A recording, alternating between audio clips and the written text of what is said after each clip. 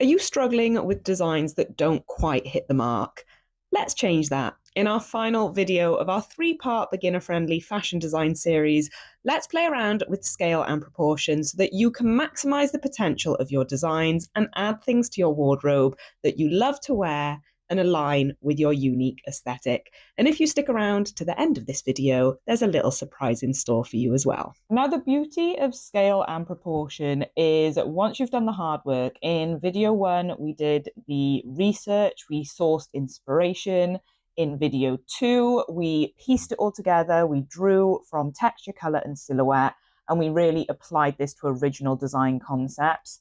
You have done the hard work. And this that I'm about to teach you is one of my favorite design techniques because it really is work smart, not hard.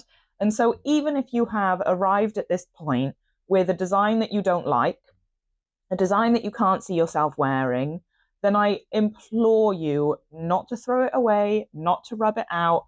There is so much to be had in understanding why we don't like something in just as much power as to why we do like something. So what I'm going to start by doing, just to illustrate this method that I love so much, is tracing over my existing design, like so. So I've kept the top exactly the same, but I'm actually going to scale up this peplum feature here. So I'm about to play around with the scale and the proportion of my existing design details. So I can extend this line beyond where it originally was drawn to, and I can almost do the same feature, but I just want to scale it up. And instead of trousers, perhaps I want to give my model some shorts, and I'm just going to cut off the hem of my trousers there.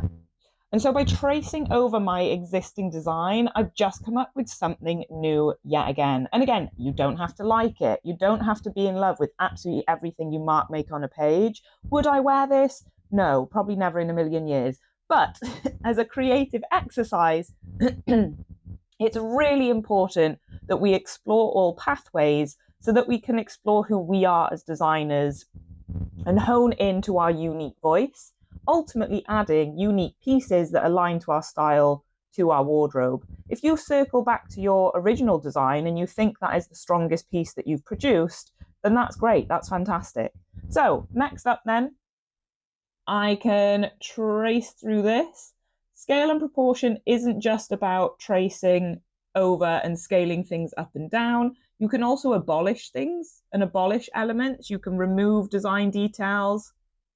You can move design details around the body. If you've got a pocket placement, you might want to try that elsewhere. Perhaps you have it on the chest. You can move it around to a sleeve. That also works as your experimentation with scale and proportion. So I'm just going to trace over elements of the design I like. And perhaps on this example, I want to completely abolish everything going on down beneath and just have this as a pleated dress.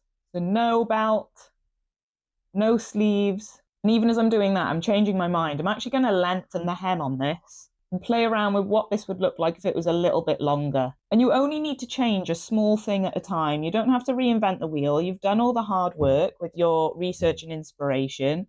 So it's just a case of making small changes, and they really can yield big results with this design exercise. And so can you see how I'm starting to build a collection? I'm starting to build a multitude of design ideas. You don't just have to repeat this process once. I can start doing 3, 4, 5, 6 designs from the one design. So let's move on over to here, my third design. And perhaps I want to scale up this D-ring detail and widen the straps.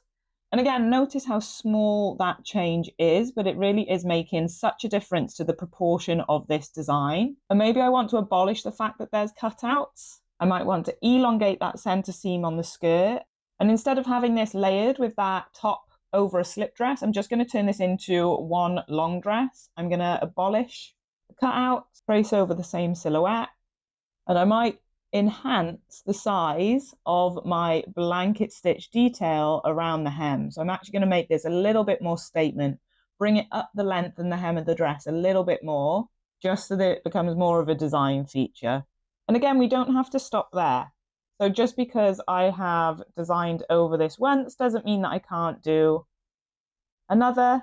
So I can trace round. Maybe I'll keep the cutouts this time. And maybe I will turn this into an attachment for the skirt on the bottom. And so in a matter of minutes, we have doubled our design ideas and really pushed forward with it. And it's not just a case of playing around with scale and proportion. You can also mix and match. So if I toggle this off, what I could do here, tracing over my design, I've already put the hard work into, and underneath, instead of this slip dress, why don't I do a pleated number and combine the two?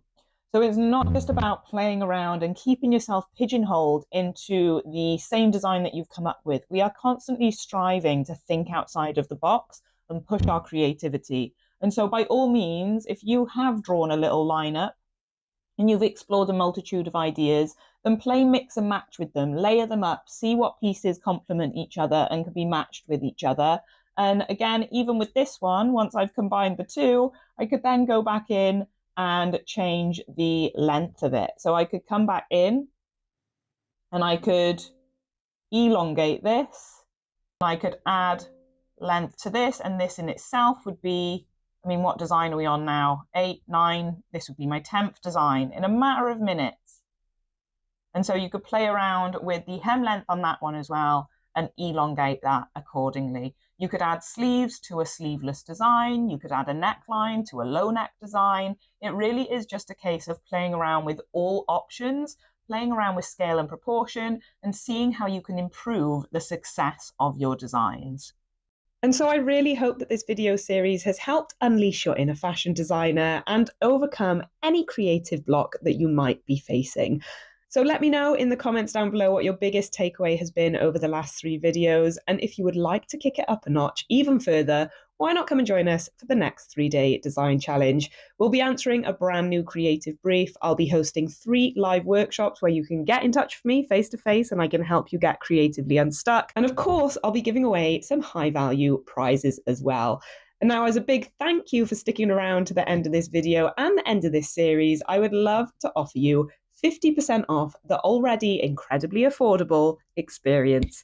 So if you enter the code YouTube50 at checkout, you can come and join us for as little as £2.50 and unleash your inner fashion designer with support from yours truly and a brand new design brief to get you creatively unstuck. For now, like and subscribe, turn on your notifications, stay safe, keep creative. I will catch you on the flip side.